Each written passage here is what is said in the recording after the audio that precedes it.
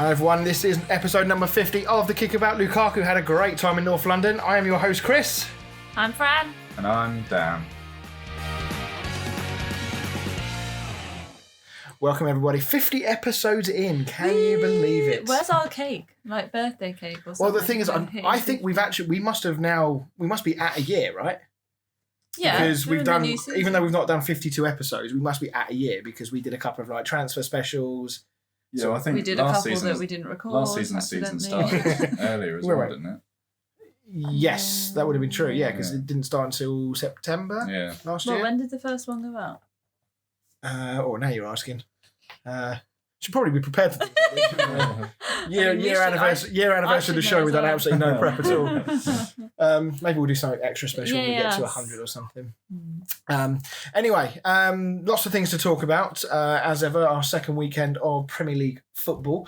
But before we do that, as always, we're going to get into this.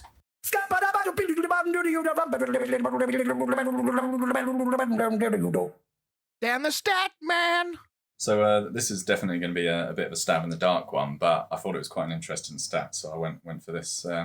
Since Guardiola joined Manchester City ahead of the 2016 to 2017 season, there have been 49 Premier League games won by a margin of 5+ goals. But how many have the Spaniard side, been responsible for? I reckon it's got to be quite high, isn't it? Although United like a big high-scoring game, so, okay. A few 9-0s in there. Yeah, if it involves Southampton, then plenty of them. Right, well, we won't bother doing a fantasy league update this week. Won't do it every week, but another strong week for us, though, Dan. I think you're still top, aren't you? Yeah.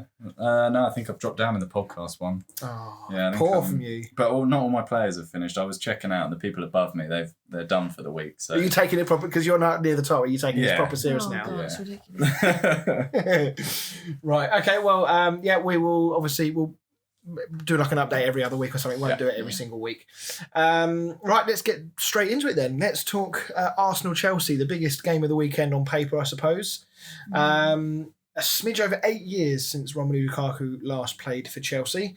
Looked like he'd never been away. To say he enjoyed himself would be an understatement. What did you make of his performance at the weekend? Yeah, he played well. I was really confident he wouldn't score as well. He wouldn't score? Well, we went into this and Dan was like, who do you think's going to win? And I was like, Chelsea. And Dan went, no, I think it'd be a draw or Arsenal win. Well, Chelsea only because I was getting proper into the stats. And I think the last 4 times they've played, Arsenal have won every game. Yeah, they have been a bit of a bogey. Up about stats at the moment. Like he's really into his like. Are you like Dan the Optoman? Should we change it from the quiz? If it's a stat and it's happened 5 years in a row, it's because of the Liverpool one. Like I'm going to talk about the fantasy thing, but obviously it was the whole captain between Salah Bruno. Yeah. And I was reading again, and Salah's never scored a goal against Burnley, and he still hasn't. I see. You need to get a life. You've got all this spare time. Bloody hell. Oh, I'm prepping for the show. That's not prepping for the show. That's prepping for the fantasy league. Yeah, calm down. I mean, we joked about Lukaku about he would be licking his lips a little bit, witnessing what he saw against Brentford from Arsenal's point of view last week. And were we surprised at how much he was able to affect that game in the way that he played, holding the ball up? I mean, Pablo Mari had he had a nightmare, didn't he, really, especially in the first half an hour or so. Yeah, and when I saw that Ben White wasn't in the team, I thought that was because of Lukaku being in the team, but then I realised afterwards that he actually had COVID. Well, I joked with someone on Facebook, I said, do you think that Ben White saw the fact that Lukaku was available and just went round finding anybody that had COVID and getting him to lick his face, desperately trying to catch it so he didn't have to play against Lukaku. But yeah, I mean, when I watched him play, I just thought, is there actually a better all-round striker than Lukaku? If you think about what he's got to his game, I can't think of too many strikers that can do as much as Lukaku. There might be certain players that do certain parts of it better. Maybe someone who's a better finisher, someone who's better dribbler or something like that. But as an all-round player with his strength, his hold-up play, the goals that he scores, do you think that there's many better out there than him right now? I think Harry Kane's better. You think as an all-round player, Harry Kane? Oh, thank you. Can we just run? So Lukaku at United, was he good? Yeah, he's all right. But it wasn't like everyone. I feel like everyone's kind of treating it like he's amazing now that he's back. I actually saw a picture of Lukaku at United and then Lukaku now. He's literally like half the size. I know. He looks like he's gone to like summer fat loss. Yeah. Well, yeah. But because I'm asking, because I never saw him at Chelsea before, I've only ever experienced him at United, and you were never overly. I never thought was never like, I liked him. He was Lukaku's good. amazing. He was. But now I'm saying that now there's this hype about him being back at Chelsea. It's kind of I surprising. think he just suits Chelsea's system better than he did at United. Because don't get me wrong, he scored like in his best season at United, he scored like 17 goals or something, which is good for a striker. Do you think if you had this Lukaku now, it would be different though? Oh yeah, if we had him now, because he's been to fat loss camp. Well, I mean, there's a lot of. I think he's more experienced, obviously. Yeah. And he's been banging them in for Inter Milan, and yeah, he is a lot fitter. I don't think he's like. It's not necessarily. I don't think he was fat before. No, it's just that's he's tongue in toned cheek. now. Yeah. Yeah. But I mean, there's a lot of pundits that have been out there that have been saying that because he's gone to Italy, a lot of players who go to Italy technically become better players. It may not be a better league, but technically, because they take it so seriously, that side of the game out there, that he's become a better player. He's had Antonio Conte coaching him. He's, of course, had a number of years at international level with Thierry Henry coaching him. You know, there aren't many better strikers to learn from than Thierry Henry. And yeah, he's come back, and Fran's right. There is an awful lot of hype around him, and that hype is not going to go away anytime soon. Not that he doesn't deserve it. I was just surprised because I've only seen him at United, and I wasn't like blown away with him at United. So I was just surprised about people having this anticipation of him being at Chelsea. I mean, he had this reputation at United that he'd only ever turn up against the smaller teams. That he didn't score in the big games. He'd only ever scored one goal against the top 6 teams, although the top 6 teams changed a bit since then. But. Yeah, but no, I think. Obviously he dominated Arsenal, but I don't think we can realistically class them as a big opponent at the moment. So perhaps we're getting a bit ahead of ourselves. And obviously Chelsea's next game against Liverpool this weekend. Well, the next 4 games they've sort of got like Liverpool, Tottenham, City. Yeah, so maybe we'll really see if Chelsea are the real deal, including Lukaku over there, especially this weekend against Liverpool. I'm bang up for seeing how he does against someone like Van Dijk, because Van Dijk and Matip to a degree. They love the physical side of the game, so they're going to relish this challenge against Lukaku. I think so. I think with the system, I was saying that I think the system suits him better. I think with like the wing backs of Reece James and stuff like that, like constantly putting crosses in, having someone like Lukaku up there with the power that he's got, I think can only be a good thing. Yeah, and obviously, I think some of the anticipation I think that Fran was alluding to has come from the fact that Chelsea quite clearly were missing that number 9 because Timo Werner obviously wasn't cutting it in the way they wanted, and it felt like Chelsea have got everything else that they need to be a top side, and now they've completed it by bringing in someone like Lukaku. Was he just on the bench, Timo? Yeah, he started on the bench. Yeah, I don't know if he came on or not. I can't remember. But I mean, Chelsea dominated the game, 2 up in half an hour. It probably should and could have been more, or could and should have been more, I should say. The goals were quite easy as well, you would say. Yeah. Arsenal got sucked into, I mean, especially the second goal where they moved the ball from left to right. I mean, Reece James was on his own. There was no other Chelsea players that side of the pitch, and yet all of the Arsenal team shuffled across. Yeah. And great finish from Reece James. That's two goals from their right backs in 2 weeks from Chalobah and now Reece James. So, I mean, 22 shots on goal. I mean, we'll talk about Arsenal in a minute, but from Chelsea's point of view, you'd have to say they've laid down one hell of a marker for this season already. Yeah, like you say, it will be interesting when they come up against like City and Liverpool and stuff like that. But yeah, you've got to beat the small teams to win titles, and so far they're doing that. Yeah, and often you look at some of the other teams that have maybe faded away. It's not because they've done bad against the big teams; it's because they've slipped up against the smaller teams. Yeah. Is that you calling Arsenal a small team? Yeah. Well, I mean, let's get on to Arsenal. Now we don't want to. I got a message from Simon, my friend next door, and he basically said, "Please don't go too hard on Arsenal this week." Messages you that every week, doesn't he? No, last week he was all for it. This week he wants me to tone it down. So whilst we're not going to go into as hard, but there are some things that do need talking about. Maybe more about Arteta and Arsenal as a club rather than their individual performances. We do have to take this result in isolation a little bit because they were playing Chelsea, who are clearly miles ahead of Arsenal right now in where those two clubs are. But it might have been different, though. Could they have had a penalty, do you think? Reece James on Bukayo Saka? Yeah, potentially. I think when I looked at it, I couldn't work out whose leg tangled with who first. It looked very clumsy from Reece James' point of view. But I don't know. I think it would have been harsh to give a free kick a penalty. Both sets of fans would be sort of angry either way, whether it was or wasn't given. Yeah, but I think in the current state of things with referees and how they're trying to be a bit more lenient, I think that was a fair call on that occasion. 2 defeats in a row now, 0 goals scored, four conceded. It is worth noting that they did have several players missing. Did you see what Arteta said about the Brentford game? No. He said he was surprised that it wasn't called off because he had like 3 or 4 players out. Really? Mm. But they weren't infecting the rest of the team, nor were they infecting Brentford. So why did he want them? It's only 4 players. Yeah, just because you're sort of star players. Liverpool had like their whole team out last season. Didn't Newcastle have at one point last season a load of players out with COVID, didn't they? And they had to keep playing. So yeah, it's big. Just, I mean, I was going to touch on this in a moment, but it's becoming a little bit like an excuse every week at the moment, because he touched on this and he's not wrong. He has got a number of players missing for various reasons. No Thomas Partey, Ben White dropped out. He's missing Aubameyang and Lacazette.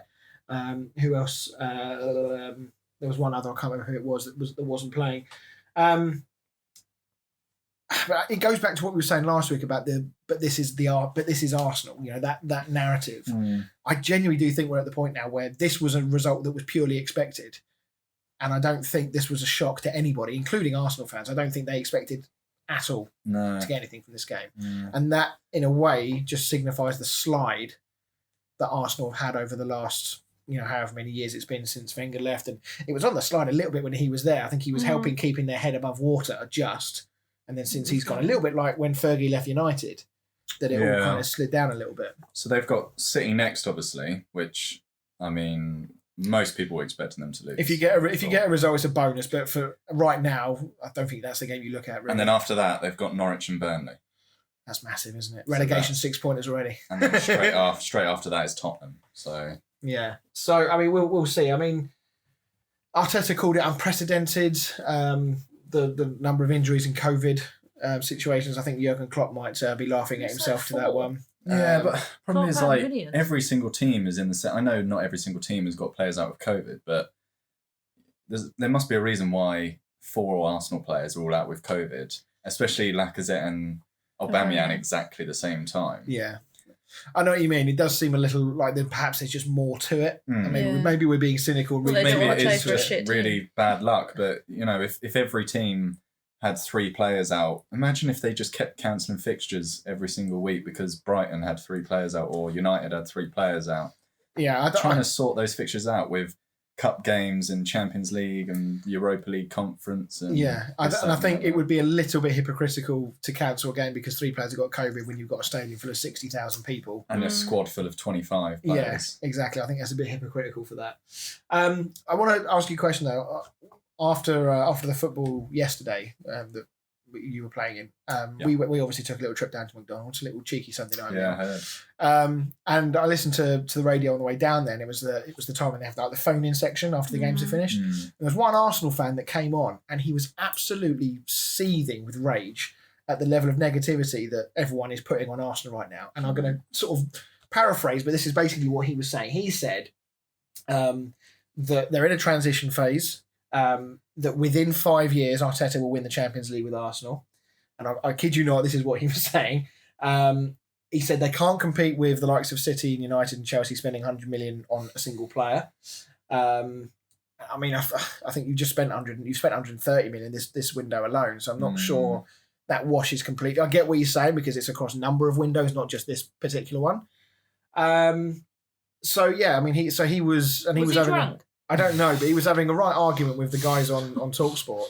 And basically someone said, well, you're saying that you can't compete £100 million worth of players to get anywhere near the top 4, but look at what Leicester are doing.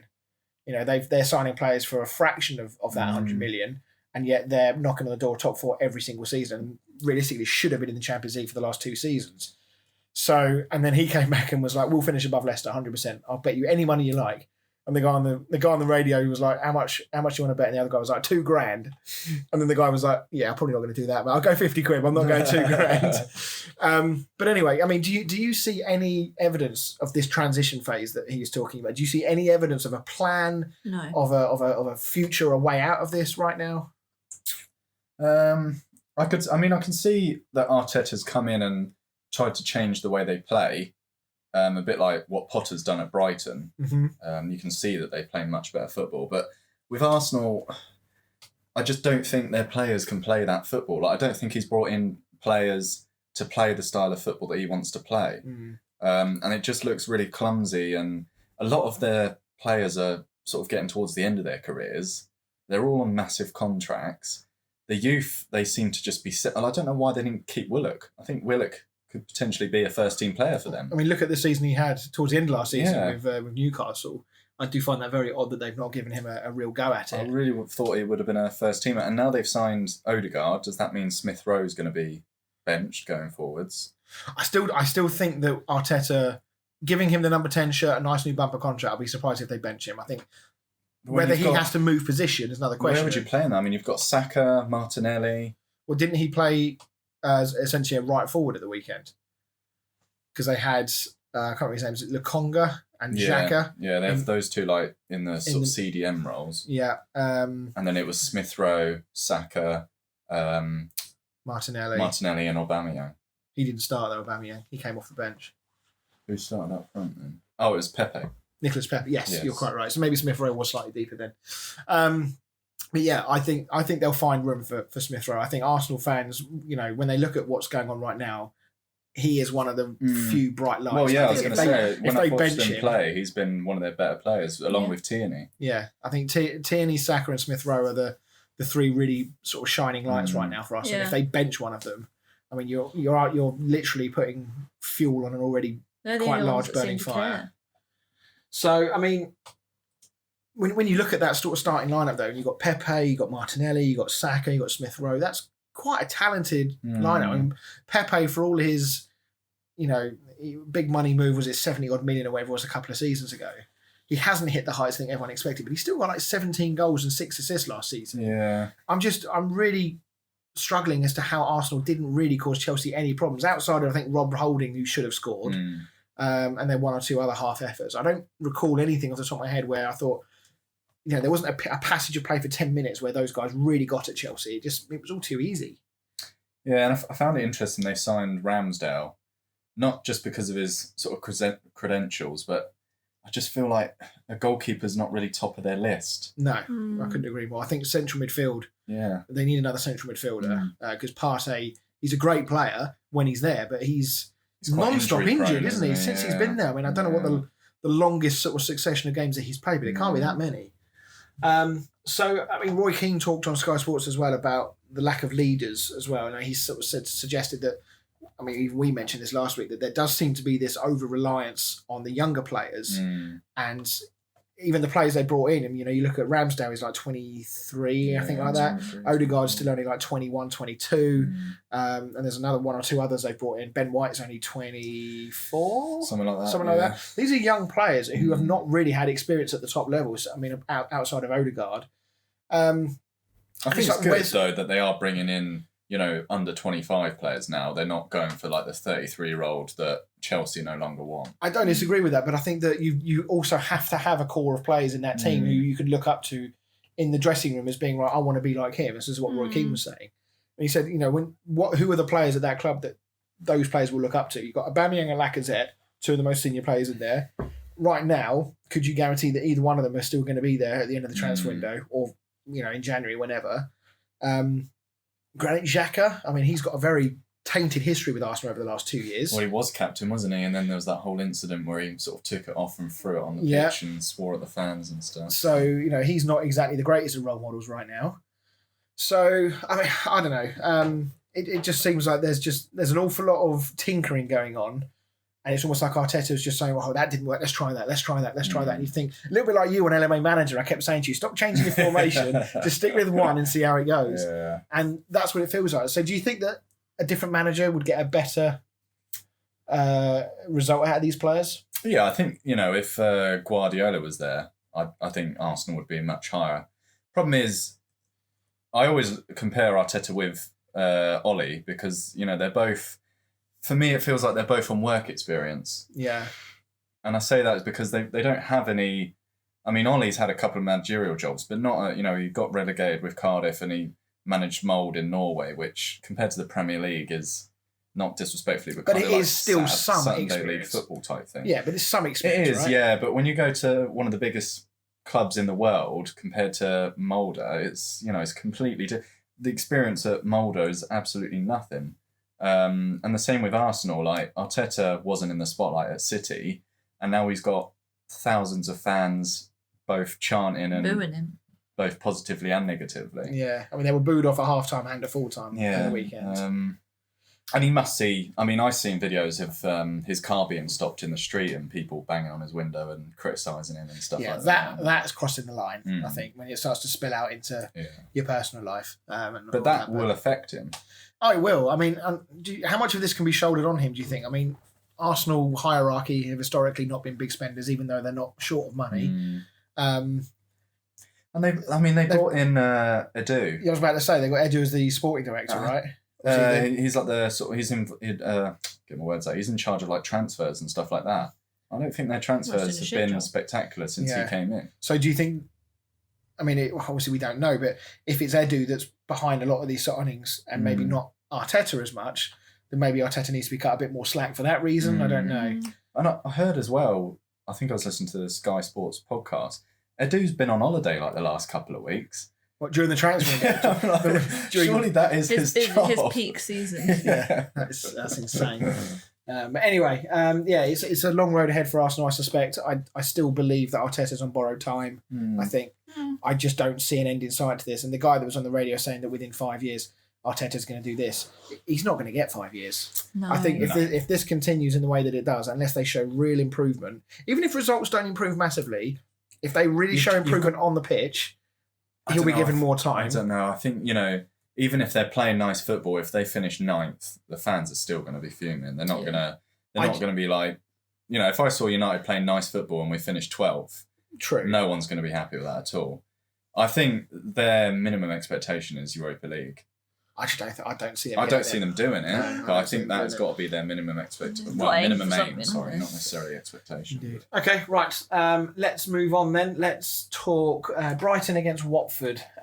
Really good start to the season for Brighton, actually. Yeah. 2 wins from 2, scored 4 goals, and that's quite key because last season, we spoke at length about Brighton, about how well their football is, or how good their football is, but they just couldn't finish it off. They couldn't find the back of the net, and so far, so good. 4 goals in 2 games. Yeah. Looking strong. I don't think they've signed any players either. Not that I can think. I mean, they probably have, but I'm not. I genuinely don't think they have signed a player. Not even with the 50 million they got for Ben White. No. Interesting. But a couple of points I want to make. Has Graham Potter got enough credit for the job that he's done at Brighton over the last, year and a half, 2 years, however long he's been there? Oh, I don't know, because how long have they been up for? Just those 2 years? No, but they've been up for 5 or 6 years now. Have they? But Potter's only because Chris Hughton was in charge for a few Chris Hughton. I mean, everyone thought Brighton would get relegated, and he kept them up, and then he got sacked anyway. Yeah. And they brought in Graham Potter, and yes, Brighton have been playing really nice football, and that you can sort of see it. And yes, they just couldn't score goals, but last season they did finish 17th, which is still bad. But do you? I mean, so it's not. Is that improvement? I can see. I see what you're saying. But we've talked about teams like Burnley who seem to show no ambition whatsoever to climb up the league. At the very least, you can say to Brighton, well, you've survived and you're actually trying to play the right football in the right way. You look at what Palace did under De Boer. They tried to change it, and if they'd have kept him, they would probably be in League 2 by now. Yeah. So I think that he does deserve credit because he's taken, with respect in the Premier League, an average team in the Premier League, make them play very good football. They're very difficult to beat. Nobody likes playing them particularly. And I think that they are just a decent goal scorer away from becoming a much more established mid-table side. Yeah, and I think with Brighton, they're known, because before Burnley were known as like the defensive team, like, if you went to Burnley, you're probably only going to score 1 goal at the max. Whereas I feel like Brighton have sort of got that tag now, but at the same time, they're not just a sit back and play boring football. They do actually come at you and play good football. Yeah. One player that's really impressed over the last year or so is Bissouma.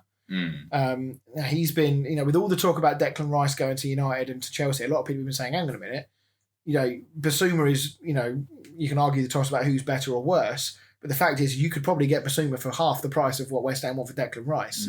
So if you're Man United right now, And whilst we're not going to talk about them tonight, which is probably pleasing you because of some of the things that you saw in that game, when you see Fred play the way that he did at the weekend and you've seen Basuma dominate for Brighton, you think, could we not spend 40, 50 million and go and get him? Surely he improves your team. Yeah, definitely. The problem is, I think Ollie really likes McFred. I don't think it's a case of... Have they got a secret McDonald's sponsorship we don't know about and they've got to keep that name? Yeah, I don't think it's a case of, we should bring in this, that and the other and Ollie's not, being allowed to bring in a midfielder. I think he's genuinely happy with the midfield we've got.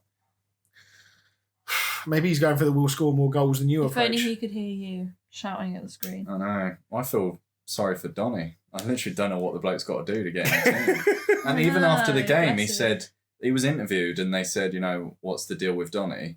And he said, Donny's going to be very important for us. Well, yeah, because we need that bench spot filled, that's why. Mental. He must be on the laptop doing the social media or something. I don't know what he's important doing. It's like Roy Keane, he must be organising the parties and the bingo nights. Yeah. Only Manchester, you talk about the defensive side of Brighton's game there. Only Manchester City and Chelsea have kept more Premier League clean sheets in the calendar year 2021 than Brighton. So defensively, they are very, very strong, which is why a lot of people, including me, have got Sanchez in goal in their fantasy league team. Me too. Because he's cheap and he does get an awful lot of points based on the price that he is. I genuinely think Brighton... I'm trying to think who I put of my third go down team. I'm 99% certain it wasn't Brighton. I've just got this feeling. I know we're viewing it after 2 games and it's easy to read too much into it. I've just got this feeling that Brighton are going to have a decent season this year. I hope so. I hope they sort of push towards the top half of the bottom half of the table. Yeah, somewhere sort of 10th to 14th. Yeah. Not looking over their shoulders, worrying about how many points ahead the relegation places they are. Make no mistake about it. I think there's going to be 3 comfortably worse teams this year. From what I've seen so far. Yeah, I think Palace are going to struggle again. I think Palace will struggle. Norwich, we'll talk about them later. They're showing very similar signs. It's been a very unfortunate start though. It has, but I worry that all their momentum that they had from coming up has disappeared already. So hard to start from 6 points they've lost behind. 8 goals already. Yeah. No goals scored. It's not a good start to life. And the same with Watford. I do think. I know they had a great result last week. I think we did mention last week, but that when you win a game 3-0. The difference between your mental state and confidence going into the next game when you just won 3-0 to only winning 3-2, that's very different. And I appreciate the second goal only went in very, very late on, so they probably didn't have a chance of getting that third.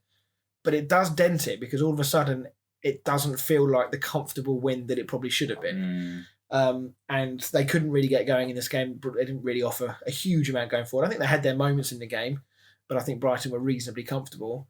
So I just wonder, whether Watford are...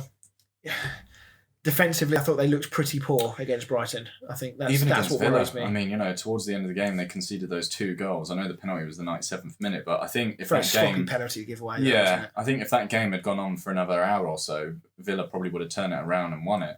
I think the home crowd is having a massive advantage. That will be key this year, for sure. I think it's sort of been a bit of a... don't really know what the word, but sort of like a slap in the face for the away teams, just how much of an impact it's having. Yeah, Sheffield United will probably be cursing their luck that they didn't have any fans for the entirety of last season. Who knows how different it might have been if they'd had their fans in. I just wonder with Watford whether they're one of those sides that comes up and starts the season okay-ish and then just sort of slowly fades away. Ismail Assar is going to be very key for them this year, I think. They've bought in a lot of players. They've bought 11 players in this transfer window. Yeah. Well, they've obviously just lost their first Premier League game, which means they're probably going to be looking for a new manager fairly soon.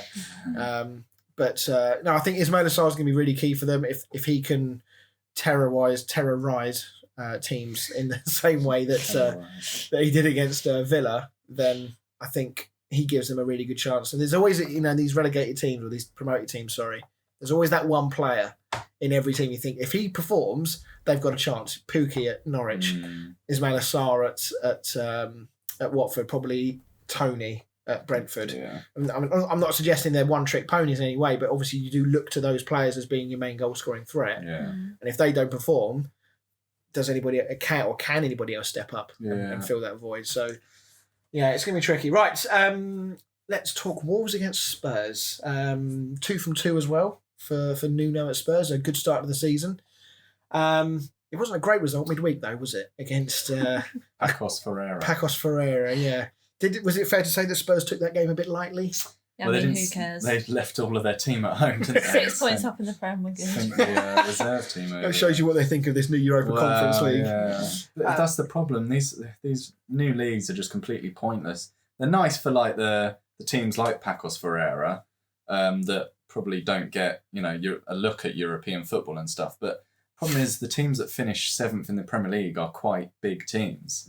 They're not going to want to play against like. I suspect it might be different if it was someone like Villa. Yeah. That's what I mean. That's what I mean. If I don't know, like or even West Ham, to be honest. Brighton or something got in it, it would be great for them. But because they'd sort of be matched with these other teams. But teams like Spurs, United, Arsenal, this, that, and the other, they're not going to want to play in that competition. No. What have you made of Nuno so far? And what have you made of how Tottenham have approached? I mean, I don't think anyone would have really sort of had any shocks at how they approached the Man City game. But, looked pretty positive against Wolves. I have to say that, Spurs were quite attacking from what I saw. Dele Alli is beginning to show signs of he's coming. Like Harry Kane's out of the way. Got my time back. I think it's more Jose Mourinho out of the way. I think Wolves were all over Spurs, though. They definitely rode their luck. That sort of stat at half time, and Spurs had only had one shot, and that was the penalty, and Wolves had like 10 and 7 on target, and yeah, they definitely rode their luck. That's for sure. And on that point, actually before we switch to Wolves, let's just talk briefly about Dele Alli. Jose obviously froze him out of the team, did his Luke Shaw treatment. He's come back in the side. He looks sharper. He looks more energetic. He would be, wouldn't you? So do you see a way back into the England setup for him if he performs, or do you think that that bus has gone? No, he's still young enough. I mean, even Lingard could have got back in if he'd probably gone back to West Ham. I think he will. He's not. He's coming back. I reckon. I'll bet you £5 Okay. That before the end of the transfer window, Jesse. I hope for his sake he goes back, because he's not going to get time it. And it's recorded as well. So. I'll edit it out. It's fine. And the Kane saga continues as well. What a palaver. He travelled with the squad. He got his first minutes. Looked fairly sharp. So can't question his work ethic on the pitch. The only question mark, and again this is probably commentators making the most of it, was at the end he goes over to the Spurs fans, claps them and waves to them. Was that a goodbye? Did everyone else not? Well, he made a point of going over on his own, not with the rest of the team. Well, I don't know if the rest of the team went over after. I really don't know. I'm going based on what the commentator on Match of the Day said. No, I think. Do you read anything? I think that's stirring. Making a story out of nothing. Yeah. Okay. But I mean, to be fair, he seemed to get a good welcome. I did see that. I think it was Tottenham posted on their Facebook that the fans cheered him and stuff like that. I mean, they showed you close-ups of sections of the Tottenham fans, and I didn't see anybody booing. It looks like they were all singing some form of Harry Kane's song or just chanting his name, whatever it was. Yeah, he's a hun. So here we go then. Stays or goes? We got just over 7 days. Stays. What do you think, Fran? I don't know. I mean, for him, I'd be happy for him if he left, because I feel like he could do much better somewhere else for his own personal development and his own career. I feel like he can achieve. He's not going to achieve what he wants to achieve at Spurs. I think if City hadn't just smashed Norwich 5-0, potentially they would be, because after they lost to Spurs, everyone was saying, City really need a striker. They're not going to including me. goals. I do need to eat some humble pie. Yeah. I mean, I think I probably said the same thing as well.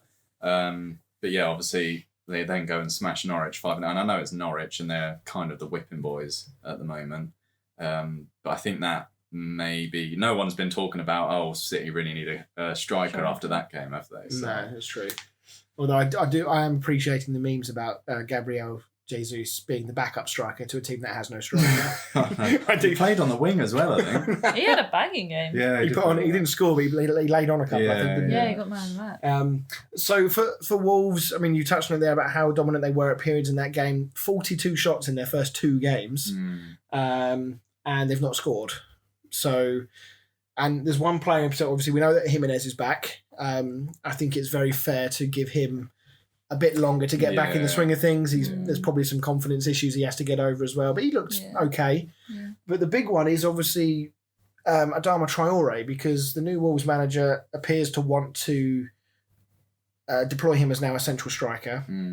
And for me, it feels quite pivotal now in his career because he had that amazing season 2 years ago, whenever it was. Yeah. Last season didn't hit the heights at all. I don't think he scored last year in the end, I don't think. And now that he's playing through the middle, I feel like with all the narrative around him about how bad his end product is, this is kind of almost last chance saloon at his shot at the big time, if you like. And he's not really doing himself any favours. I mean, he missed a chance that any other striker should be scoring when he went clean through on goal and Lloris made the save because he just did it straight at him. It wasn't even in the corner, really. So do you feel like this experiment's going to work? Do you think he'll come good? No, I don't think so. I don't think he's a striker. I think he's... Sorry, I didn't know I should... I think he's good on the wing because he just, absolutely beast modes players out the way and he can do a good cross. I don't think he's got any composure when it comes in front of goal. Yeah. But at the same time, I mean... If someone like a Guardiola was his manager, I mean, I don't know anything about this Portuguese bloke, but like Guardiola obviously turned Sterling into someone that couldn't finish to almost a bit of a prolific goal scorer now. So maybe if, the manager does something similar with Traore, he could become a prolific goal scorer as well. But David Moyes did it with Arnautovic and Antonio, in fairness. But so potentially, I mean, I wouldn't rule it out, but he doesn't strike me as the kind of player that is going to be a prolific goal scorer. And I think now that Jimenez is back, I feel like the strengths they had before and the season that he had when he was really good, he had Jimenez in the middle, who was feeding off of those crosses. He didn't really have that last year for the 3/4 of that season at least, if not more. So I wonder whether if Traore did go back out on the wing, maybe he could rekindle some of that form just because he's got a real someone to aim at in the middle. So it'd be interesting to see how long he sticks with this experiment and whether or not it works. Right, okay, let's head to a break. When we come back, we'll do some of our viewer comments on the state of refereeing in English football. We'll go through some transfers and talk more Premier League stuff. See you in a minute.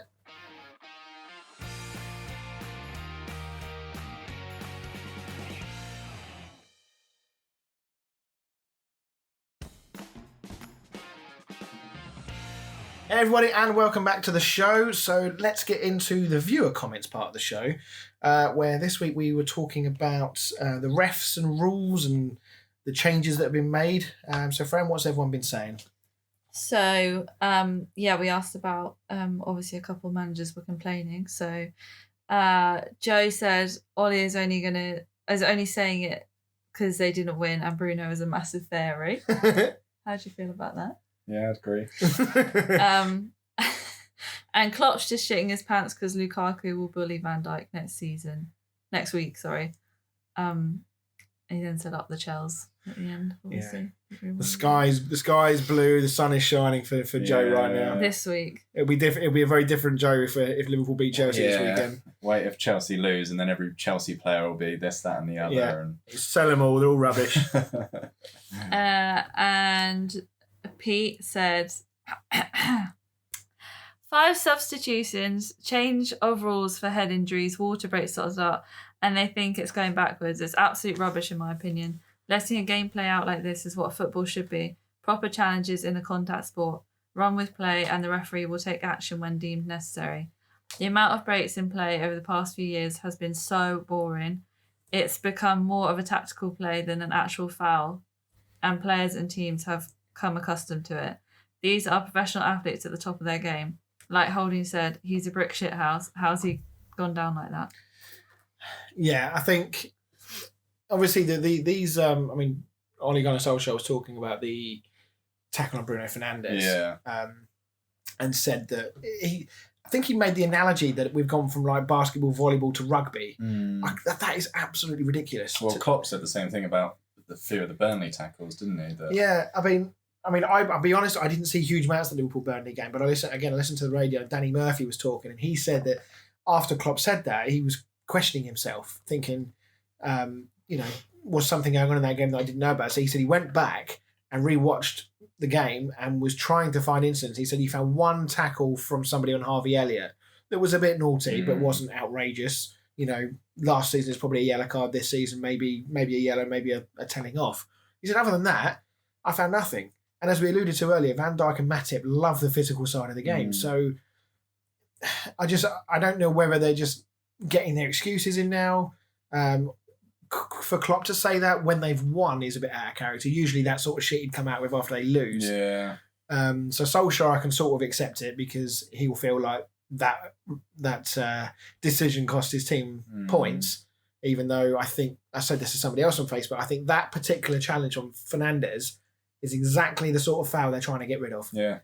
Those ones where the players are trying to sell themselves, like the stereotypical Grealish one, where he knows a contact is coming, so he'll put his body in front of the ball or behind the ball and between the player. Put a trail leg out. Put a trail leg out. Those sorts of fouls are the ones we need to get rid of. And as long as referees stick to this, I think you will see a difference over the coming months where players suddenly realise, shit, if we do this, we're not going to get the foul. Therefore, I'm literally, shooting my team in the foot because I'm laying on the ground whinging while they're attacking. I definitely think there's been an improvement. I think games have been shorter because there's just not been stop-start every 5 seconds.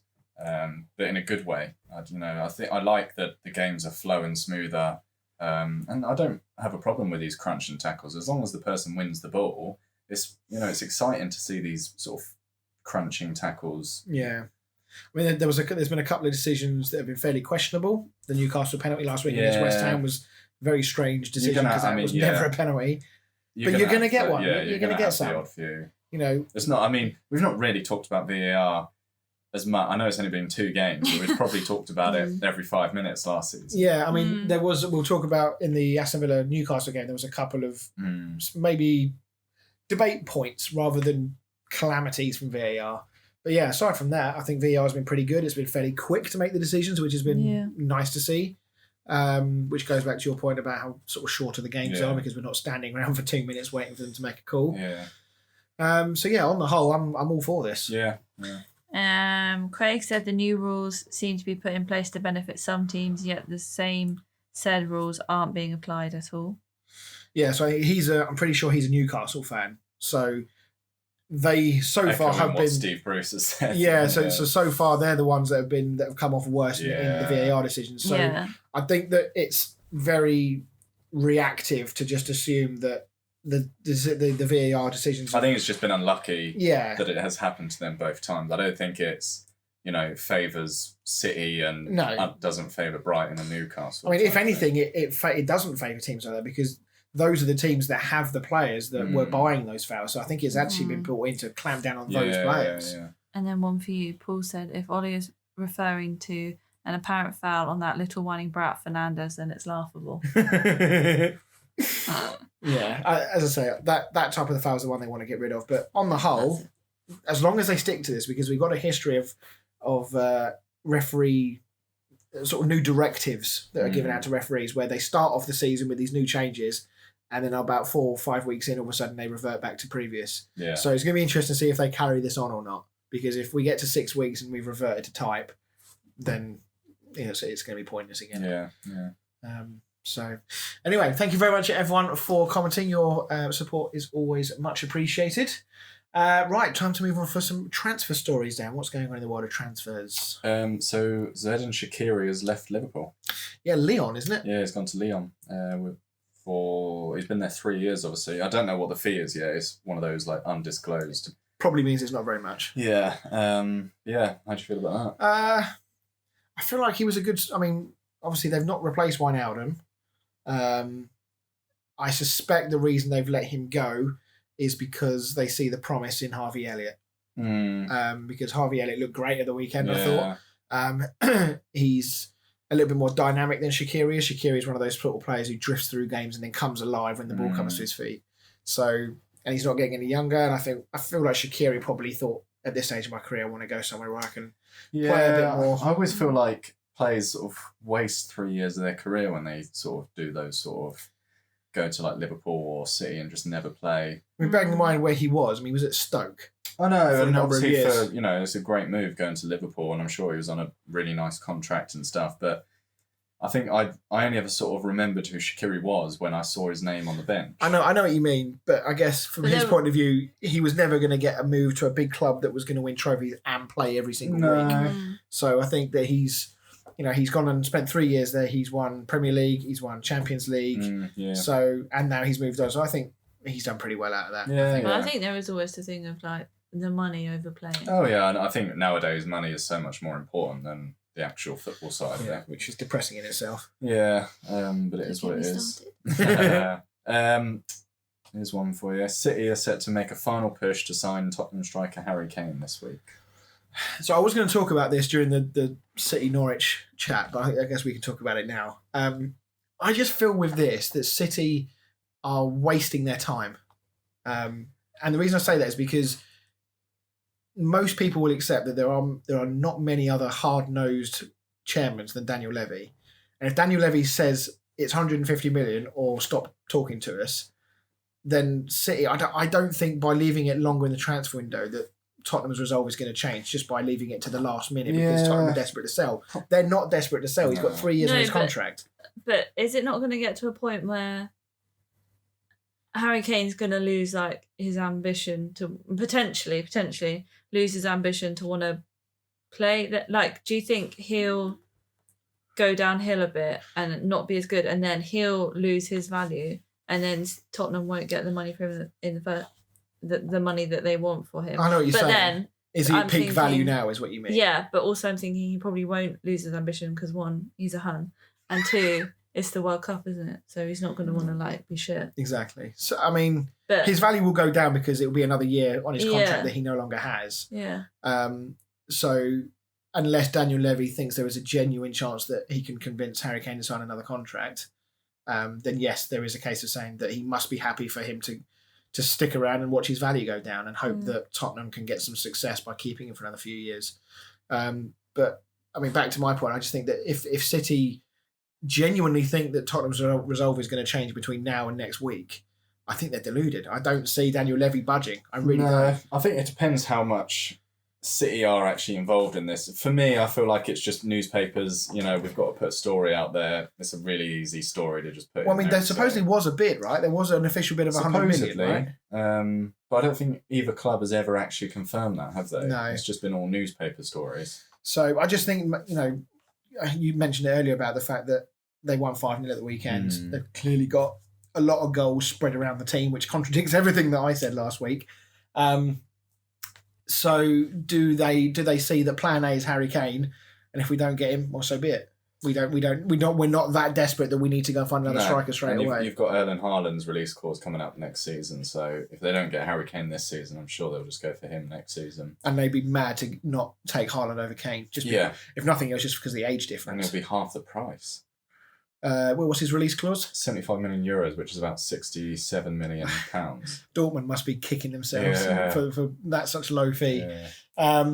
But then he's going to be in demand, so it's not guaranteed that City are going to get him. No, I mean, there's going to be quite a few clubs. But I mean, I think Real Madrid are going to try and go for Mbappe. Yeah. Chelsea have obviously now got their striker.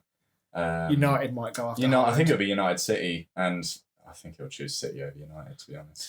Well, there was rumours that he didn't like United because of what Roy Keane did to his dad when his dad was playing for Man City. Yeah. So, okay. Brandon Williams has moved to Norwich on Norwich. Yeah, I believe it's Norwich on loan. Yeah, it's not a bad signing. I mean, you know more about Brandon Williams than anybody else. It's a weird one because not last season, the season before, he played almost every game. He came out of nowhere, and I mean, he's a right back, but Ollie played him left back all season. That covering Luke Shaw. Yeah, and he's a very aggressive fullback. Like, he likes he's a red card waiting to happen. Yeah. I can't even picture it. I should. Well, Chris can do it while let we're me talking, Google a picture of him for Fran. You recognise him? Yeah, he's a very aggressive fullback. Yeah. But last season, I think obviously Luke Shaw played so well that, and Ollie just played the same starting 11 every single week. So where's he gone to? He's gone to Norwich, yeah. I think that'd be a good loan move. Premier League football. He improves Norwich, I think. Although they've got Max Aarons at right back. Yeah, so he must be there for left back. Surely, Tottenham are weighing up a possible 40 million move for Adama Traore. Interesting. To play what position, I wonder? I guess on the wing.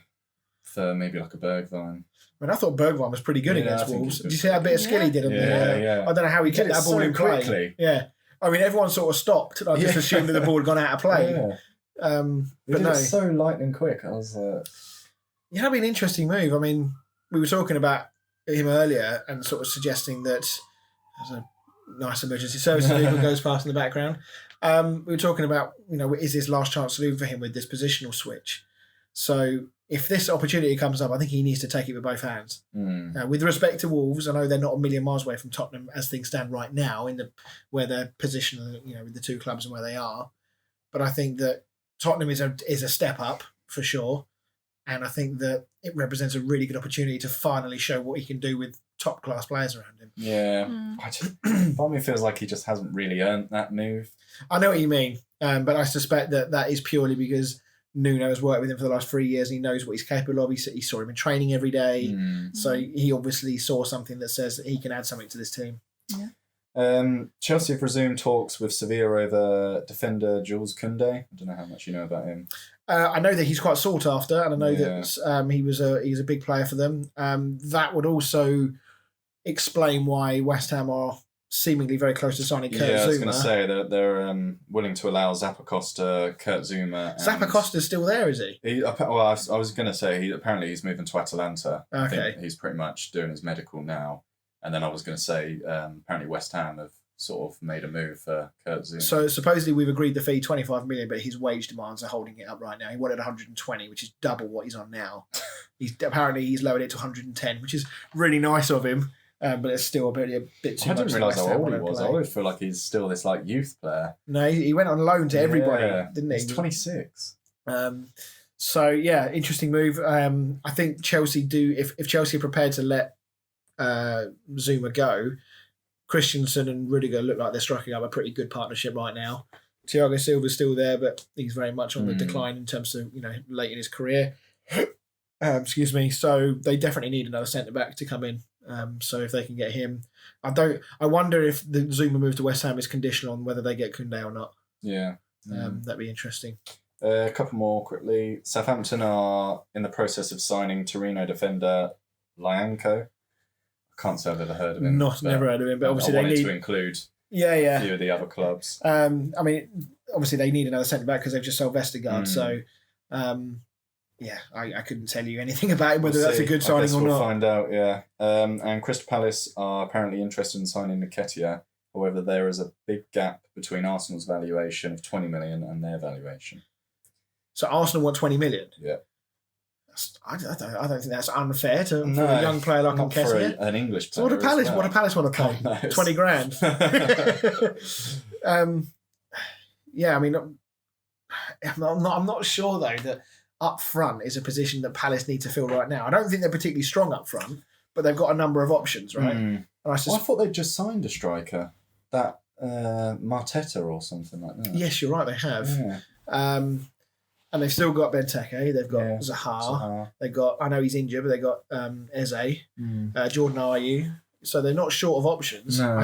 I still think that they need to look midfield and defence, primarily, especially in my opinion, central midfield is an area that really needs to strengthen. But Patrick Vieira will know better than me. Right, thank you for that. Let's move on then to talk Man City against Norwich then. So, as we mentioned, me and Fran had a rare disagreement last week about the state of Man City's strike force. I have some humble pie in the fridge ready to go. We'll keep it in there for the next few weeks just to see how they get on. But yeah, I mean, we touched on it a number of times tonight about whether they need a 20 to 25 a season striker, but maybe they don't. Maybe they can fill it with just goals from everywhere. I mean, Phil Foden's not had a look in yet, I don't think, in the team.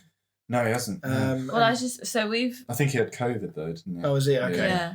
So I don't know if you know that Man City launched another documentary on YouTube. On their YouTube channel, they've put out a... Do you know, like the Amazon one? Yeah, did they do their own one, did they? Okay. Sorry, I interrupted you. Basically he just cut me off and said what I was going to say. But it's like the last 3 months of the season from like the season just gone. So it's just like the Champions League, obviously. And they've done it themselves rather than... Yeah, so they filmed it like within their COVID bubble, is what they've called it. But it's just interesting watching that because it's just like a reminder of when they were like in the lower level of the table just before Christmas last year. Yeah. And how they played was it 56 or 61 games or something in that short amount of time, and then got all the way back up, and obviously won the Premier League. And they did go one hell of a run. Probably while they were filming, they were smacking in the middle of that amazing run. Well, it's towards the end of the season, isn't it? It's the last 10 games of the Premier League and their sort of run up to the Champions League. How long is it? An hour and a half. Okay, so it's a proper feature-length thing. Yeah, it's interesting. But yeah, it was just that, and obviously they didn't have a prolific goal scorer as such last year, but the fact that they came from mid-table to winning it from Christmas kind of says they can do it. Yeah, I mean, we've had Norwich are, as I said earlier, they're showing some worrying signs for me. Yeah, I mean, I don't know how much you can take from this because no offense to Norwich, but it was Norwich. It was poor from Norwich. And we sort of joked last week that City losing to Tottenham, Norwich might get on the wrong end of a hiding because City might want to put their foot down a little bit. City are kind of renowned for not. They didn't have a great start last year either, did they? True. Oh, well, was it really 5 different goal scorers as well?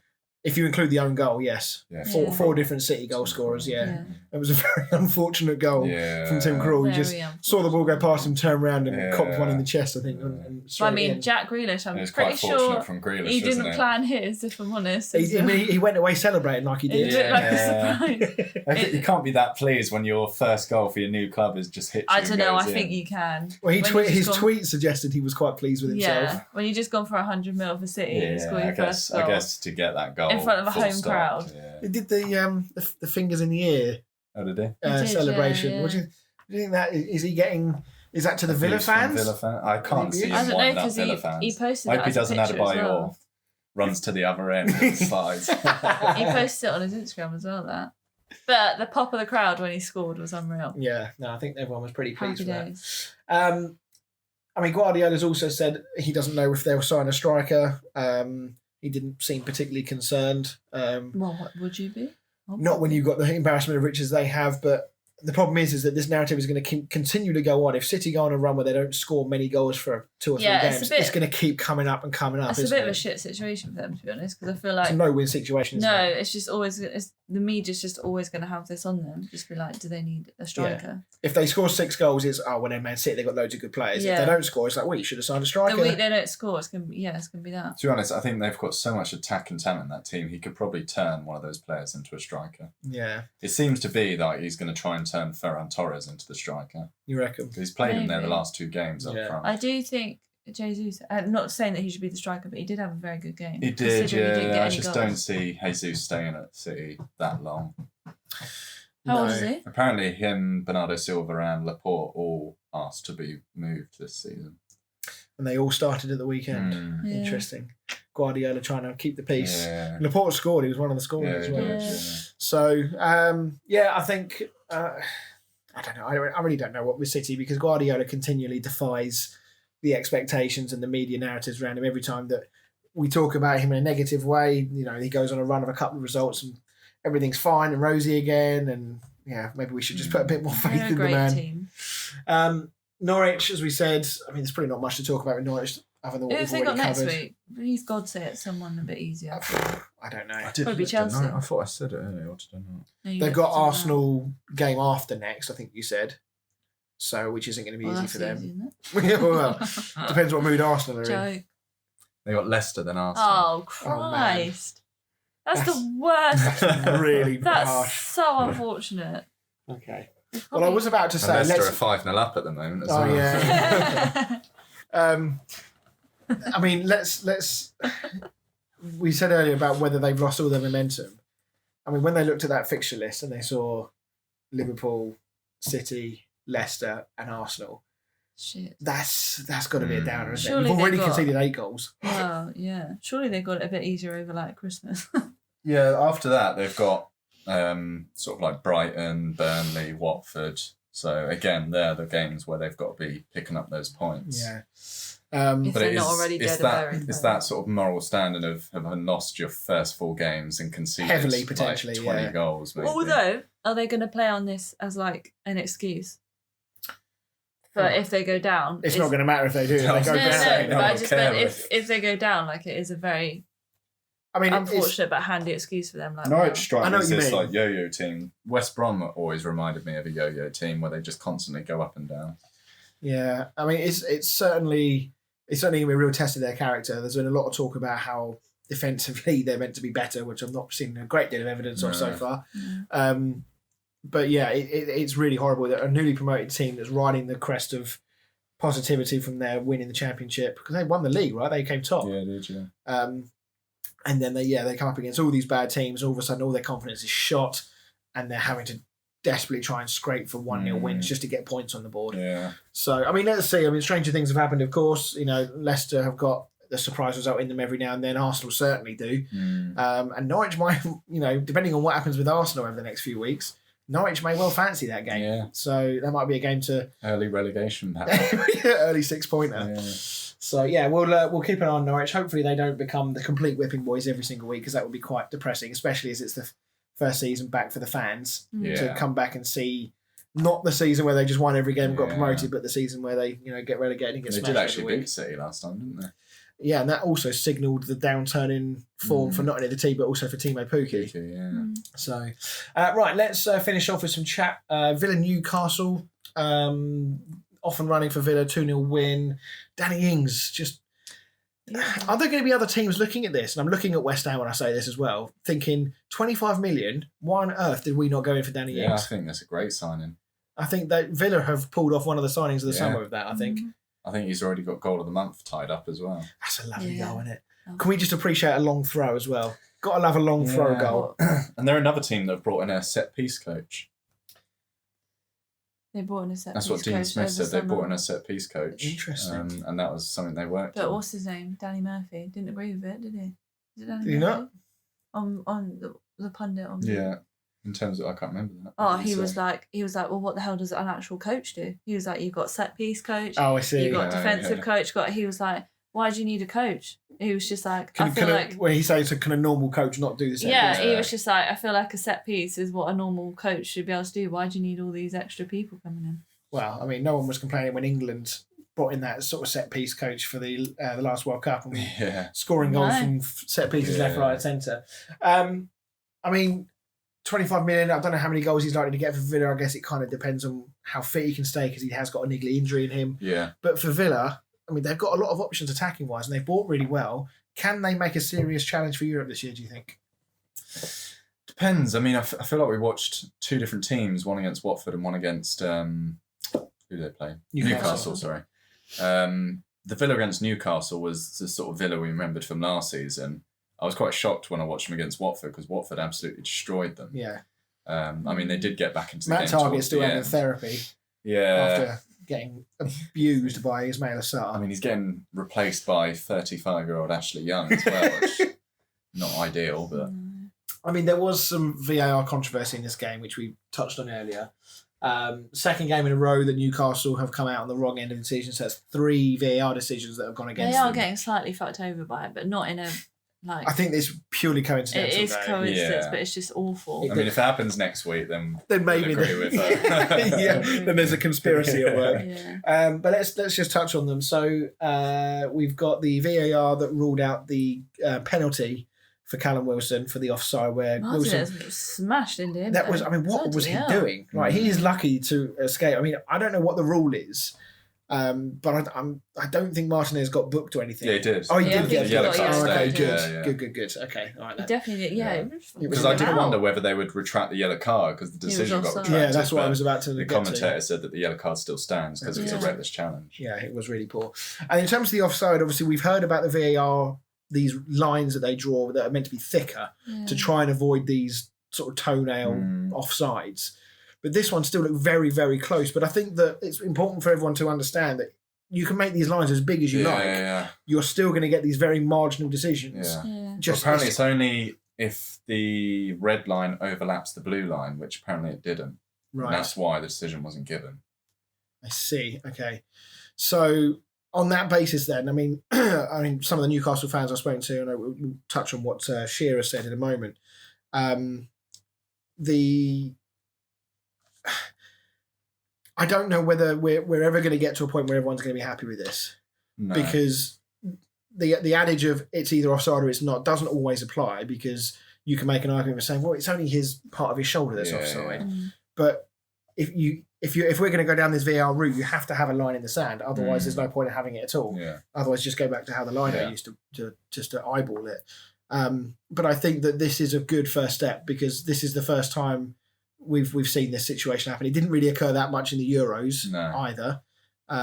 So I think this is a good first step. It's just really unfortunate that it's caught. And I don't think it was I don't think you can look at it and sort of say how the hell was he offside, because there was that you could see. Although it was marginal, you could see it. Whereas before, they were going off like people's fingernails and stuff like that, which was just ridiculous. Whereas now they are being a bit more sensible about the whole offside thing. I think we will see more instances of this, I have no doubt, across the season where we have this really close, these close offside decisions.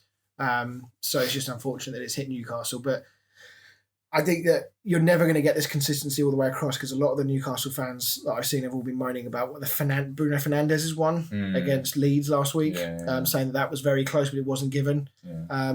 But that's going to happen. Like you can't keep. It's not as simple as just saying, well, you didn't give that one, so therefore you can't give that one. It's not. It doesn't work like that.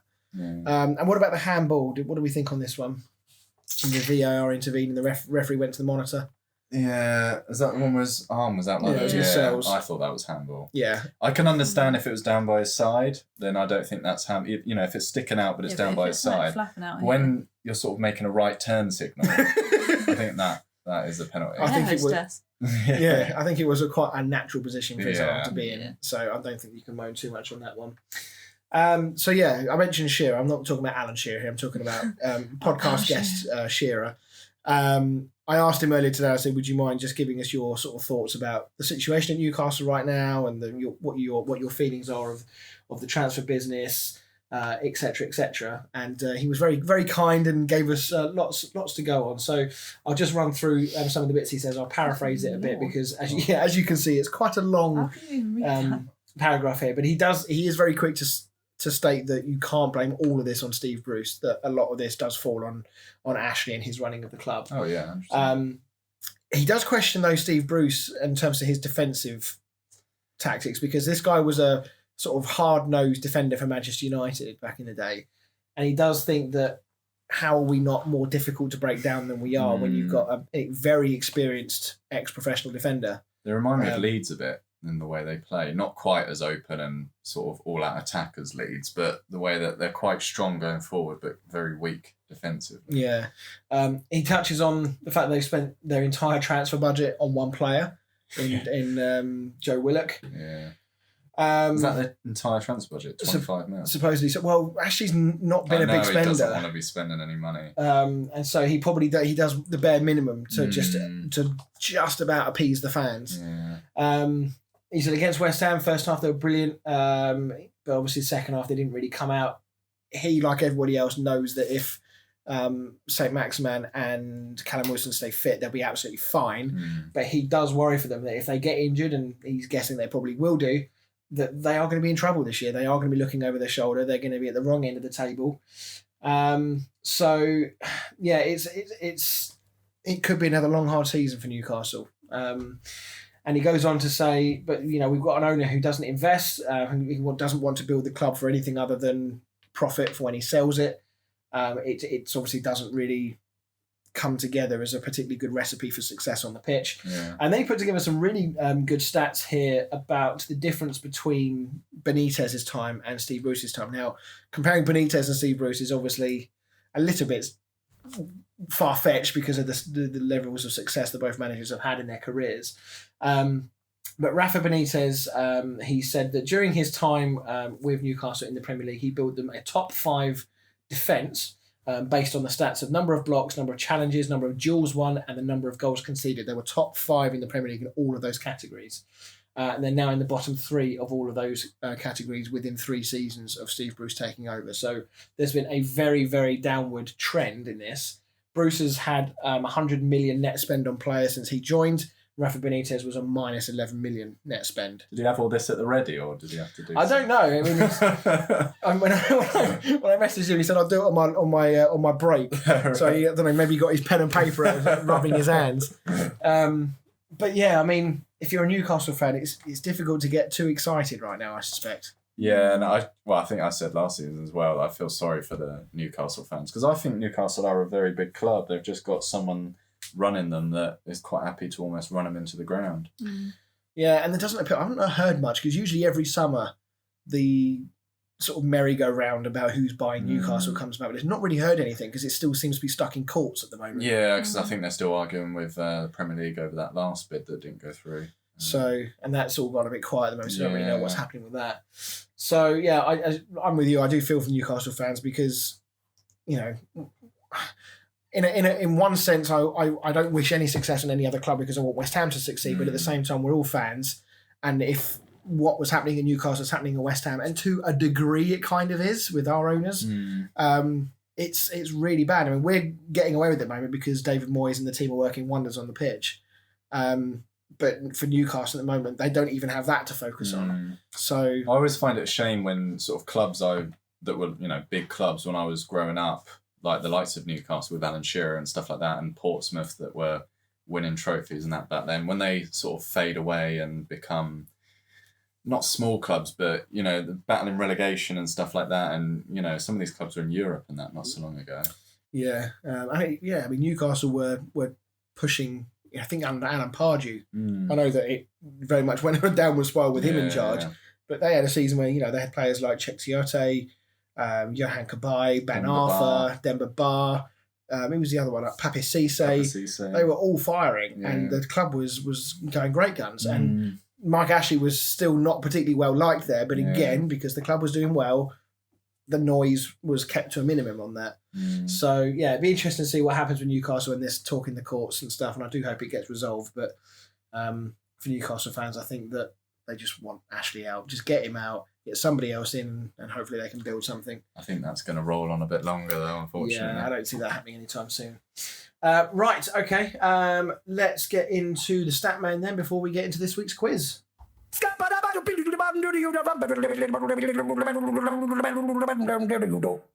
Down the stat man.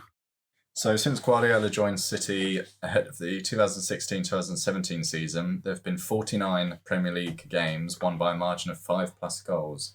But how many have Guardiola's side been responsible for? I feel like this stat, you would have only brought this stat out if it was a really high number. So I'm going to say like 35. Not quite that high. It's 47%. Okay. 23 of the games. 23. I mean, that's 49. Still almost half. Nearly half. Yeah. And one from one team. Yeah. Have you got the stats on the breakdown of the others? Or I haven't, unfortunately. No. Sorry. Do your job properly. Only half. Right. Okay. Well, after a successful start for me last week, it's time to get into our quiz.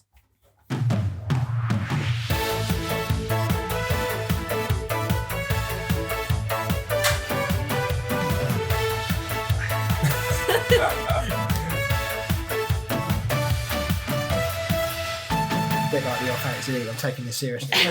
They've just moved and got themselves prepared, ready. So I do some stretches, do a bit warm up.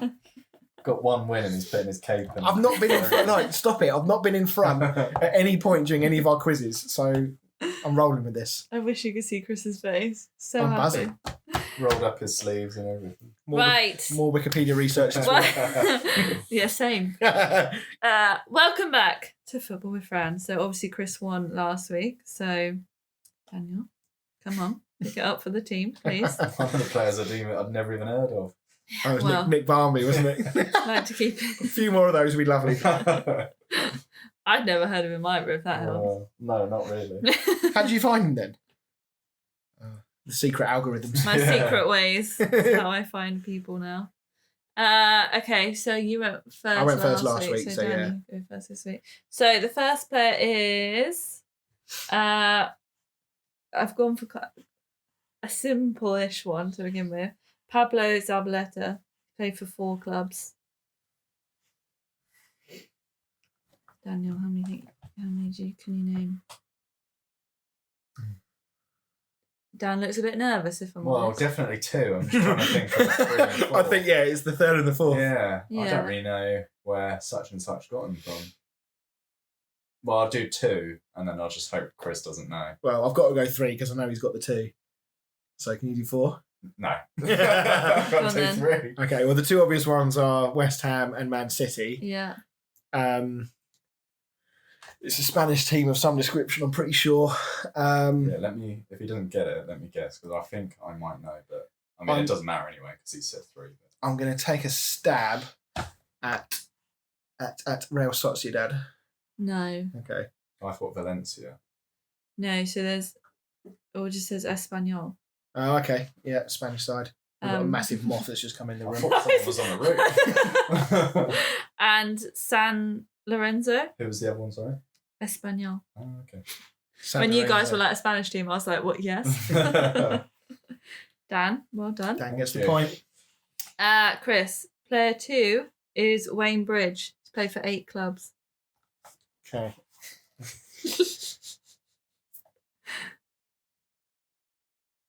Dan, get your thinking hat on as well. I'm going to say 4. I can't name 4. Probably do 3. So yeah. Right, go on then, Chris. Okay. Chelsea. Yeah. Imagine if I was like, no. West Ham. Yeah. Southampton. Yeah. I think there's one more obvious one that I'm not. That I was going to say, I'm think of. surprised you not said the one. I think there's another obvious one. Yeah. I'm completely wrong. I was hoping you would go 5. I will go with QPR. No. It's not. It's City. Yeah. Did I not say City? Oh man! What a knob. So Southampton, Chelsea, Fulham, Man City, West Ham, Sunderland, Brighton, Reading. Bollocks! I can't believe I didn't say City. Oof. Alrighty. Where are we, Dan? 2-0. Back to you. Yeah. So Game next point. one is. That smirk's suddenly gone. Yeah. It's frustrating. I can't believe I didn't get City, Chris man. is looking very serious now. Dion Dublin, 9 teams. Yeah. Is this the Homes Under the Hammer? Yeah, it is. Yeah. So weird seeing him on that. Did you see him when he was interviewing Brendan Rodgers? No. Oh, and he, like in the press conferences, and they say like BBC.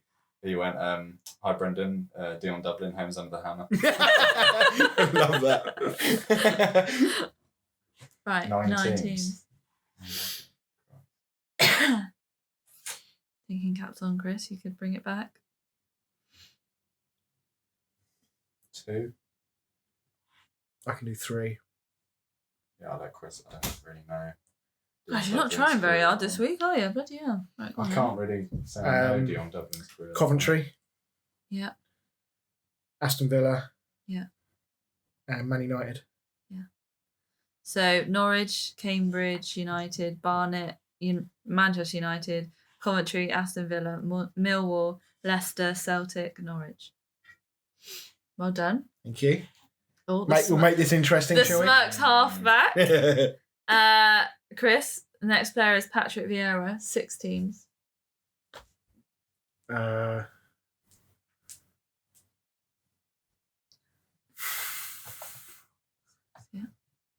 Thinking caps on, Daniel. 2. 3. I can't do 4. Not that you can see on the podcast, but I am switching my head between them. I can't do 4, mate. It's all you. Go on then, Dan. Well, Arsenal and City. Yes. I forgot City again. What's wrong with you? And then I want to say the team that he managed, Nice. No. Oh. Oh. I was going to say Monaco would be my guess. I was going to say Juventus, but I didn't know if that's. I Bloody knew that. Cannes, Milan, Arsenal, Juventus, Inter Milan, City. Oh, I knew he would play in City. so he went from Arsenal to Inter Milan. That's interesting. Arsenal, Juventus, Inter Milan. Oh, okay. Chris, you haven't really brought it back. You've just kind of failed a bit. So. Hang on, no, I got the Dion Dublin one. Oh, that's true. Yeah. Sorry. Thank you. Me. Damn. Yeah. Dan, David Silva, 5 teams. Oh, okay. I think I can do that. Mm-hmm. Maybe. Some. I can only think of 2 at the moment. Yeah, I was going to My say. belly's rumbling with anticipation. Can you think of more than 2?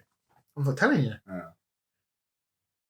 This is... You're not very good at poker 3. face, are you? 3. That's stupid. I can't do 4. Right. So I'm going to hope that he's... No, don't do that. Don't do that. I know. Don't celebrate. Right, go on then. Chelsea. Yes. So, did you say David Luiz, didn't you? No. Oh, sorry. Who are we talking about? David Silva. David Silva. Oh, can we start again? I was like, no. Me and Fran just looked at each other and was like, is he fucking kidding? Sorry. Can we go again? Yeah. Sorry. Oh, I thought that was really easy. Oh, but now he knows my rough knowledge on David Silva now. Well, I know more Outrageous. than... I know at least 3 anyway. These dirty tactics again. David Silva. Right. You know 3, so your original bet Are is you the same. sure you know 3? I'm pretty sure I know 3. Okay, all right. Niche Well. teams here. Bet 3. Go on. Right, Maybe I only know 2 then. Oh, that's annoying. That's throwing me off now. When you said Chelsea, I I've was not even had literally time like, to think about it now. what do you think? What? Well, I definitely know 2. You bet 3, mate. You've got to go. Well, I didn't. I bet 3 for David Luiz. Well, City and Valencia. Yeah, Yeah. that's the 2 I had. Uh, I know there is another one because he's where. Sociedad? Is that Yeah. what he went Yeah, to? that's where he went to after Yeah. City. Yeah. Yeah. Right, there we are. Made up. Well, you got there eventually, Yeah, mate. Well so- done. And the David Luiz was PSG, Arsenal, and No, there's no extra points here, mate. Genuinely, when you said Chelsea, I was like, what the fuck has happened?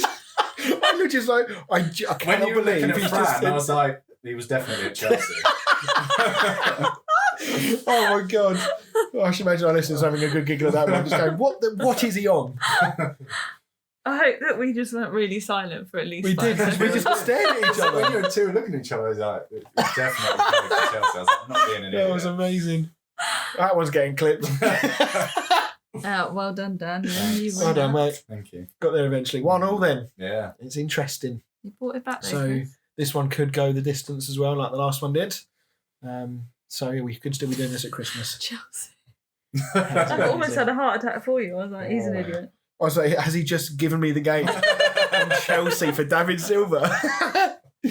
Oh dear. Right, excellent. Thank you very much for listening, everybody. As always, do hit that subscribe button wherever you get your pods. Make sure you don't miss one. We are, of course, on YouTube, so do go check us out. Dan has finally shown some signs of life in his Yeah, I'm back. Anime Manager playthrough. We've got 2 episodes recorded, ready to go over the next week or 2. And yeah, I don't think there's anything else to say right now other than thanks for everyone's support, and we will see you all next week. Bye-bye. Chris can go and watch the West Ham Leicester game. You don't give me that look, 'cause now you're trying to give me like ideas of what the score is.